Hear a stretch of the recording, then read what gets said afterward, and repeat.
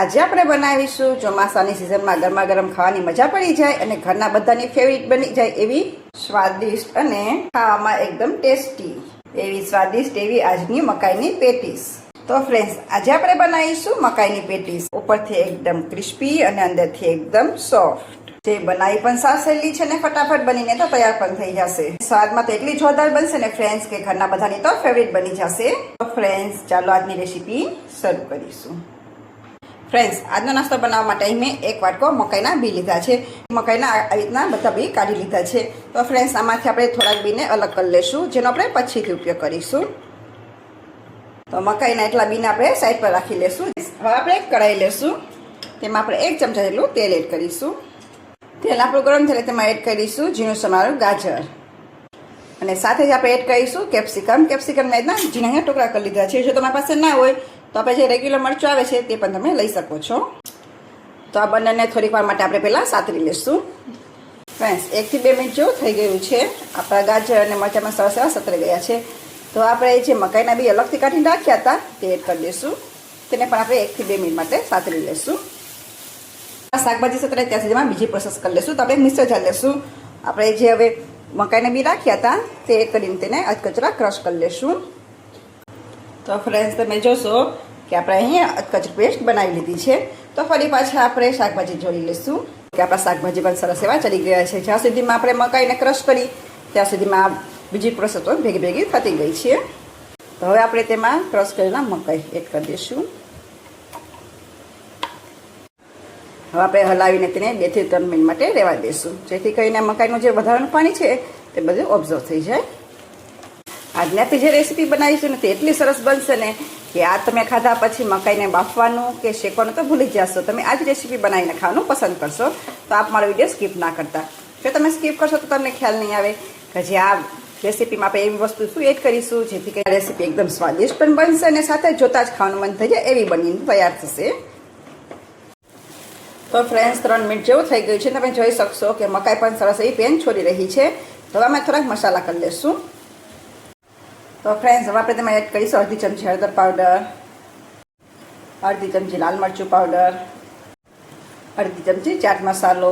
Friends, આ ચાટ મસાલો homemade છે. જો તમારે જોયું હોય તો તમે મારી ચેનલ પર જઈને જોઈ શકો છો. પછી થોડાક લીલા ધાણા એડ કરી દઈશું. બધું હલાવીને પહેલાં સરસ એવું મિક્સ કરી દઈશું. તમને એમ થતો હશે મકાઈ તો પીળી જ હોય છે, શા માટે આપણે તેમાં હળદર એડ કરી છે. ફ્રેન્ડ્સ, જેમાં આપણે અમુક વસ્તુ એવી એડ કરીશું જેમાં હળદરની આપણે જરૂર પડશે. બધા મસાલા સરસ એવા મિક્સ થઈ ગયા છે. તો આપણે તેમાં એડ કરીશું એક બાફેલું બટેટું. મેં અહીં થોડીક વાર પહેલાં બટેટાને બાફીને રાખ્યું હતું. અહીં તમારે બટેટાને થોડીક પહેલાં બાફીને રાખવું, જેથી કરીને તેમાં રહેલું પાણીનો ભાગ હોય તે બધા ઓબ્ઝર્વ થઈ જાય. તો બધું હલાવીને પહેલાં આપણે સરસ એવું મિક્સ કરી દઈશું. પછી આપણે જોશે એ પ્રમાણે નમક ને બધું એડ કરીશું.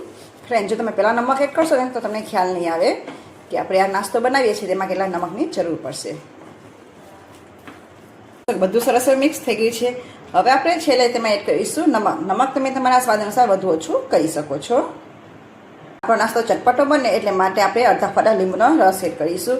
અહીં જો તમે ખાંડ એડ કરી હોય તો પણ તમે કરી શકો છો, પણ આપણે જે અમેરિકન મકાઈ લીધી છે તે સ્વાદમાં મીઠી હોય છે એટલે હું અહીં ખાંડ એડ નથી કરતી, કેમ કે મારા ઘરમાં વધુ ગળ્યું પસંદ નથી એટલે હું તેમાં એડ નહીં કરું. જો તમને વધુ ગળ્યું પસંદ હોય તો તમે એડ કરી શકો છો. તો આપણે હલાવીને હવે ફક્ત 1 થી 2 મિનિટ માટે રહેવા દઈશું. 2 મિનિટ જેવું થઈ ગયું છે. ફરી પાછું આપણે હલાવી લઈશું. હવે આપણે ગેસની ફ્લેમને બંધ કરી દઈશું. પછી આ મિશ્રણને આપણે ઠંડુ થવા દઈશું. તો ફ્રેન્ડ્સ, આ મિશ્રણ આપણે એક વાસણમાં કાઢી લઈશું, જેથી કરીને તે ફટાફટ ઠંડુ થઈ જાય.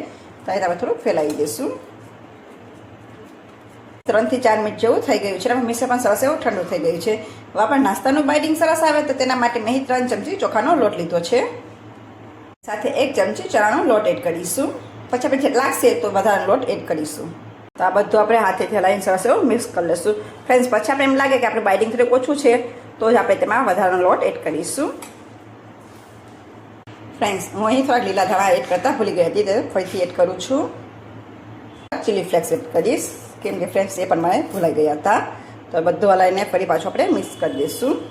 અહીં જો તમારા બાળકો તીખું ના ખાતા હોય તો તમે ચીલી ફ્લેક્સને સ્કીપ પણ કરી શકો છો. તો ફ્રેન્ડ્સ, બધું સરસ એવું મિક્સ થઈ ગયું છે. તેમાંથી આપણે થોડુંક મિશ્રણ હાથમાં લઈ લઈશું. તેના રીતના પેલા બોલ્સ વાળી લઈશું. બોલ્સ તૈયાર થઈ જાય પછી આપણે તેને ટિક્કી શેપ આપી દઈશું. આપણે ટીકી તો નથી બનાવતા ફ્રેન્ડ્સ, પણ આપણે આજે મકાઈની પેટીસ બનાવીએ છીએ. તો આ રીતના આપણે પેલા ટીકી જો શેપ આપીશું. આ રીતના આપણે કટલેસ બનાવીને તૈયાર કરી લઈશું. તો ફ્રેન્ડ્સ, આવી રીતના આપણે બધી ટીકી બનાવીને તૈયાર કરી લઈશું. ફ્રેન્ડ્સ, આ રેસીપી બનાવી એકદમ સહેલી પણ છે અને ફટાફટ બનીને તો તૈયાર પણ થઈ જશે.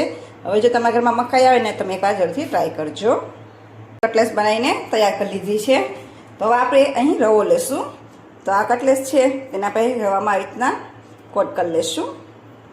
અહીં જો તમારી પાસે સૂજી હોય તો પણ તમે લઈ શકો છો, પણ પછી આપણે થોડુંક પ્રેસ કરી દઈશું એટલે રવો છે તે સરસ એવો આમાં બેસી જાય આ રીતે. તો આ રીતે આપણી કટલેસ બનાવીને હવે બધી તૈયાર કરી લઈશું. ફ્રેન્ડ્સ, આપણી બધી કટલેસ સરસ એવી કોટ થઈ ગઈ છે. તો મેં પહેલાંથી તેલ ગરમ થવા માટે રાખી દીધું હતું. તો આપણે તેલ મીડિયમ ગરમ થઈ ગયું છે, તો આપણે તેમાં કટલેસને એડ કરી દઈશું. અહીંયા આપણે ગેસની ફ્લેમને મીડિયમ રાખવાની છે, બહુ હાઈ નથી રાખવાની ને સારું લો પણ નથી રાખવાની. તો એકસાથે જેટલી કટલેસ સમાય એટલી આપણે એડ કરી દઈશું. પછી આપણે ચમચીની મદદ ઉપર સાઈડમાં થોડું તેલ છટકડી દઈશું. તો ફ્રેન્ડ્સ, 2 મિનિટ જેવું થઈ ગયું છે, તો આપણે કટલેસને પલટાવી દઈશું. અહીં એક બધી કટલેસના રીતના ઉથલાવી દઈશું, એટલે કે પલટાવીને રાખી દઈશું. ફરી પાછી ક્રિસ્પી થાય ત્યાં સુધી આપણે તેને રહેવા દઈશું. તો ફ્રેન્ડ્સ, આપણી કટલેસ બંને બાજુથી સરસ એવી ગોલ્ડન બ્રાઉન કલરની થઈ ગઈ છે. તો આપણે કટલેસને કાઢી લઈશું. અને આ રીતના બધી કટલેસ છે તે કરીને તૈયાર કરી લઈશું. છે ને ફ્રેન્ડ્સ, જોતા જ આપણે ખાવાનું મન થઈ જાય એવી આજની કટલેસ. તો ફ્રેન્ડ્સ, તૈયાર છે આપણી એકદમ ટેસ્ટી અને ચટપટી એવી મકાઈની પેટીસ. તમે આને મકાઈની પેટીસ અથવા મકાઈની ટીકી પણ કહી શકો છો. તમે જોઈ શકશો કે દેખાવમાં કેટલી સરસ બની છે, પણ ફ્રેન્ડ્સ જેટલી સરસ બની છે ને તેટલી જ ખાવામાં સ્વાદિષ્ટ પણ છે. ફ્રેન્ડ્સ, હવે જો તમને ચોમાસાની સિઝનમાં કંઈ એવું ચટપટું ખાવાનું મન થાય ને જો તમારા ઘરમાં મકાઈ પડી હોય ને, તો તમે આ રેસીપી ટ્રાય કરી શકો છો. એકવાર તમે ટ્રાય કરશો ને તો તમને ખૂબ જ ભાવશે. તમે જો પહેલી વાર બનાવતા હશો ને તો પણ પરફેક્ટ બનીને તૈયાર થશે. અને આ રેસીપી મેં તમને એટલી સહેલી રીતે બતાવી છે ને ફ્રેન્ડ્સ, કે તમે જો પહેલી વાર બનાવતા હશો ને તો પણ તમારાથી બનીને પરફેક્ટ તૈયાર થશે.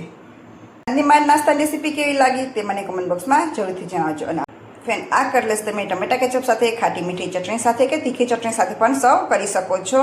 તમને જો આજની મારી રેસીપી પસંદ આવી હોય તો એક લાઇક કરજો, શેર કરજો અને હેતસ કિચનને સબસ્ક્રાઈબ કરવાનું ના ભૂલતા. તો ફરી પાછા મળીશું નવા સ્વાદ સાથે, નવા વિડીયો સાથે. ત્યાં સુધી આવજો.